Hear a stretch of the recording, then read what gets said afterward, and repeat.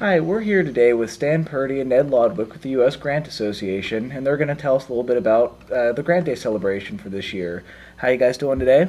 Doing We're well. doing fine, Brian. Good.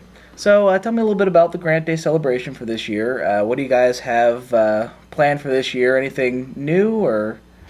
Well, there'll be some things new. The event, I'll let Ned describe this, starts with the meeting of the Brown County Historical Society on Thursday night. Ned, tell them about the program there. This year our program is going to be done by Lisa Coram Fox, and she's the Presbyterian minister from West Union and quite a historian, especially about the Underground Railroad.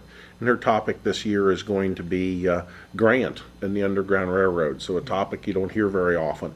And the public is welcome to come. It's 7:30 at the Red Oak Presbyterian Church. And if you look on the map, you'll see Cemetery Road, and it's on Cemetery Road, just off of Route 68 and 62 in Red Oak. On Saturday, we start the day with a history walk that I lead. We've been doing that for, I think, 9 or 10 years, and we'll go around town for about a mile. We start at the homestead at 9 o'clock in the morning, and we'll walk to the square and walk around and finish at the Grant Boyhood School. And we'll tell stories about people who lived here before and during the Civil War, and about Ulysses growing up here and his life as a boy in Georgetown.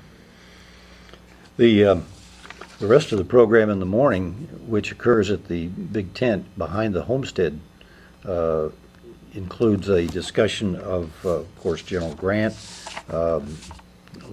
General Sherman. We have a special program on the life of an infantry soldier, cavalry soldier. Eric Tapp does that, lives over toward Russellville. Adam Curtis from Mount Orb does the infantry. His dad, Rob Curtis, does Sherman. We have Russell Dixon from Maysville, who runs McGee's Bakery. He does a session on getting ready for a Civil War tea. So we try to do those things in the morning, and then the afternoon program is up in front of the courthouse on the square.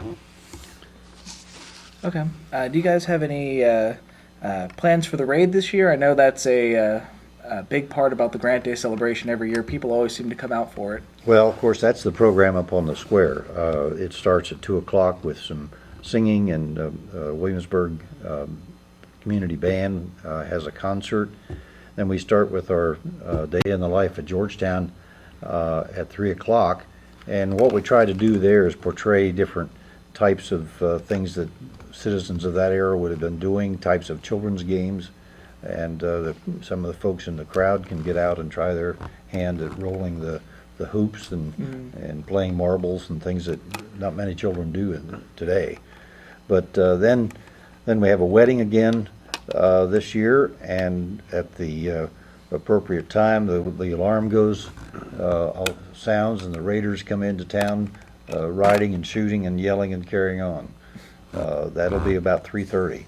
But folks start arriving for the raid before 2 o'clock. And we do mention that there's a $3 charge for all the day's activities, and they can pay that at the folks can pay that at the headquarters tent or at any of these events, and at the raid itself.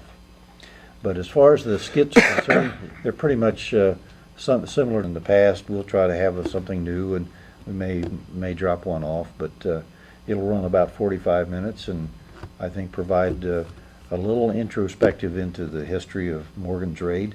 And what we've done is collect things that happened throughout the raid in Indiana and Ohio, and tried to put them in a little entertaining fashion, and it's usually pretty good.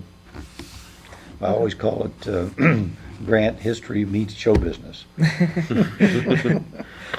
Okay. Well, I guess moving on a little bit here. Grant has had a pretty big importance in the area since he's from here before. Have you guys heard too much around town looking forward to the Grant Day celebration this year? Well, yes, I think that Grant is at a high watermark right now as far as the newsmaking is concerned. But what with the legislation that Congressman, I think it's McHenry from North Carolina, introduced to change the image on the $50 bill from Grant to Lincoln, or from Grant to Reagan. And then, of course, our efforts to get Grant as the new statue in Statuary Hall in Washington. So as a writer for the Columbus Dispatch told me, he said, Grant's hot right now, which is sort of an oxymoron. But we've spent a lot of time working with the Ohio legislature and that committee that's to make that decision. And as you will probably recall, there were 93 nominees, and Grant was made the cut and became one of the final 10. And there's voting going on now around Ohio.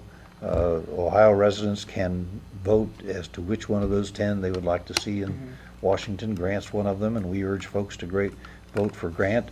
We have ballots. We'll have them at the celebration week from Saturday.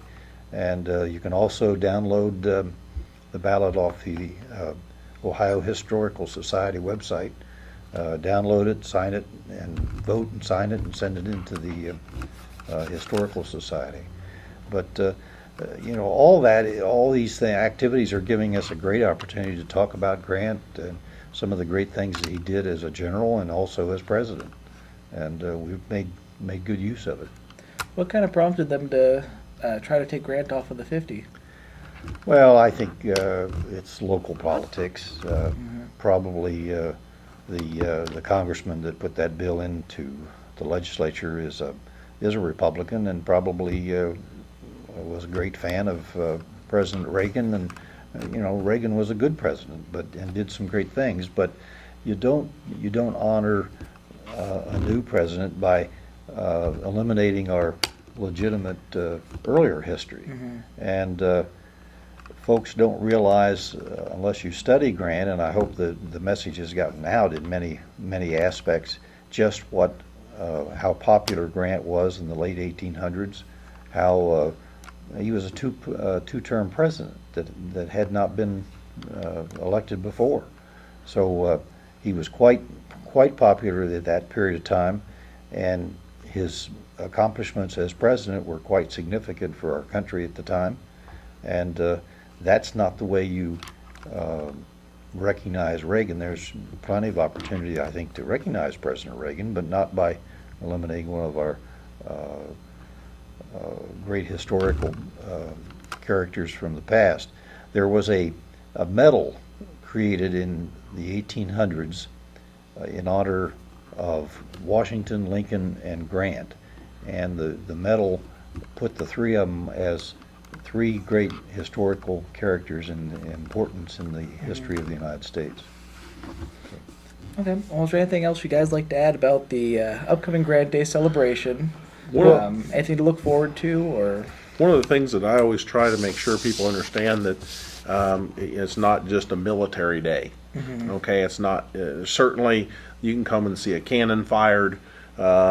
You can watch the soldiers march and fire and load and fire their weapons. You can go to the raid.